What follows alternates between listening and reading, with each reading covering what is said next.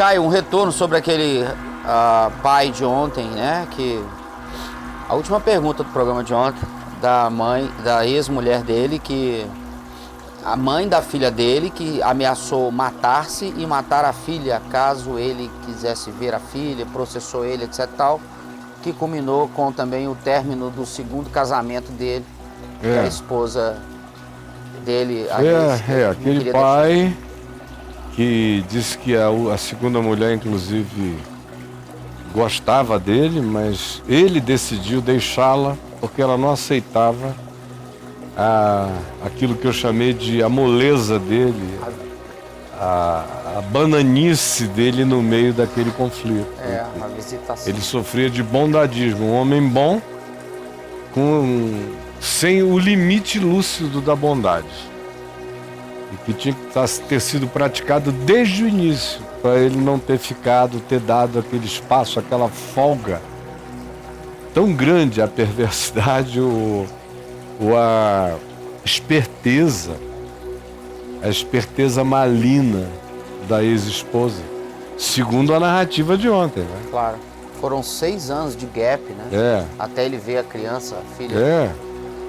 E aí, vamos correr. Vamos lá. O que ele fala? Ô Caio, eu vou ler os textos seus sobre bondadismo. Muito obrigado pela resposta de ontem. Eu creio, porém, não se tratar muito disso.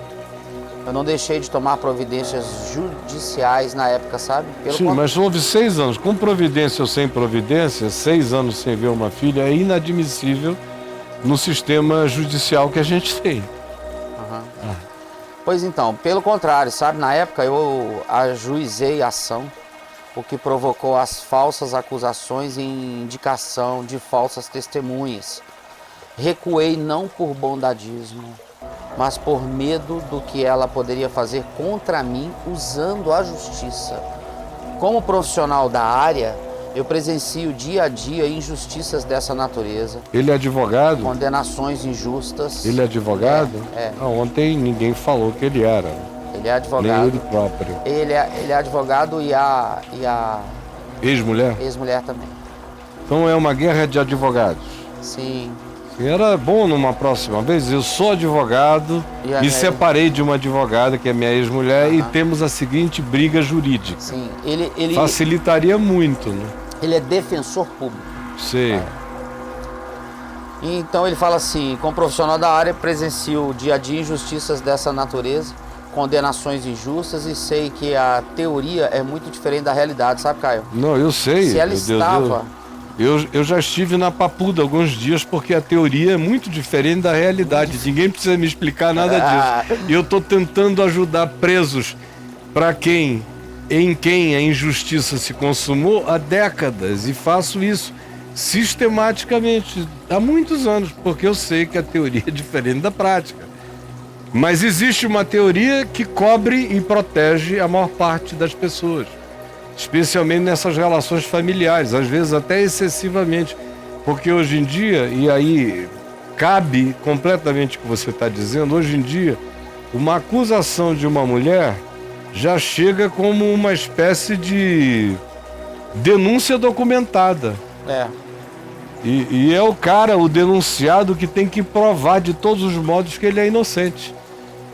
Quando se trata de mulher, ou de criança, ou de determinadas tipificações criminais, a justiça já chega privilegiando um lado.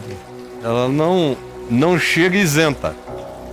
Ela já chega... Pendente. Pendente já. Totalmente definida na sua pendência, quase dependente. Já chega 1-0 para lá. Pelo amor de Deus, isso aí eu vejo aos extremos. Mas vamos lá. Então, se ela estava disposta a matar a minha filha, mas as pessoas, ele abre um parênteses, mas as pessoas que transmitiram não estavam dispostas a depor em juízo, fecha. Antes disso, creio que ela, conhecedora também do direito, primeiro formularia acusações mais graves de violência sexual. Tem alguma questão objetiva? Porque a discussão sobre as tratativas que houve entre ele e ela, ou as especulações jurídicas, a gente já tem demais no Supremo, na mídia o dia inteiro, para o Papo de Graça também entrar nos detalhes de quem é que vai julgar essa questão. Em síntese. Em síntese, ele fala um pouco sobre isso, né? Certo. Ele diz que a justiça não exige prova para esse tipo de acusação. Acabei de falar. Exatamente. Aí, enfim, ele vai e entra na questão das acusações que a mulher formulou contra ele. Ele está querendo, em síntese, ele está querendo explicar por que ele recuou. Porque... Ele fala assim, o próprio promotor e o juiz disseram para eu recuar. E o processo foi arquivado por um milagre de Deus que o cegou. Entendeu? Então ele está tentando se justificar. Certo. Ele está tentando explicar o que houve. Que ele não foi bananoso, não foi nada. Ele só foi temeroso. Ele temeu. Temeroso. E que, sinceramente, desculpa, tem que viver com a sua temerosidade. Se eu tivesse sido temeroso em relação aos meus filhos e ficasse 6 anos sem vê-lo, eu não tinha nem questões. Pela minha natureza, eu iria para ser comido vivo, esfolado, devorado. Eu sou um leão. Eu não ia ficar longe da minha cria. Entendi. Agora... Dane-se o resto. Se tratando de filho de vida, dane-se o resto, Braulio. Tô ligado, eu também faria. Não, dane-se o resto. Me matar é a coisa mais fácil. Se tratando de filho, eu tô na reta, meu irmão. E eu vou para as cabeças.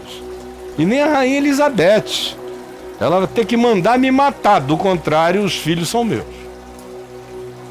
Nem o Kim Jong-un. Ele joga uma bomba na minha cabeça, mas não divide a minha Coreia.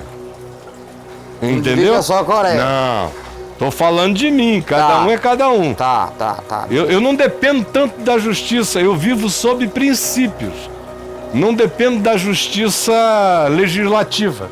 Eu vivo sob uma lei de vida superior. Se a justiça se alinha para me ajudar, eu a uso.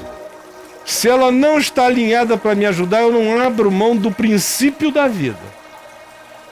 Que nesse caso é da minha paternidade.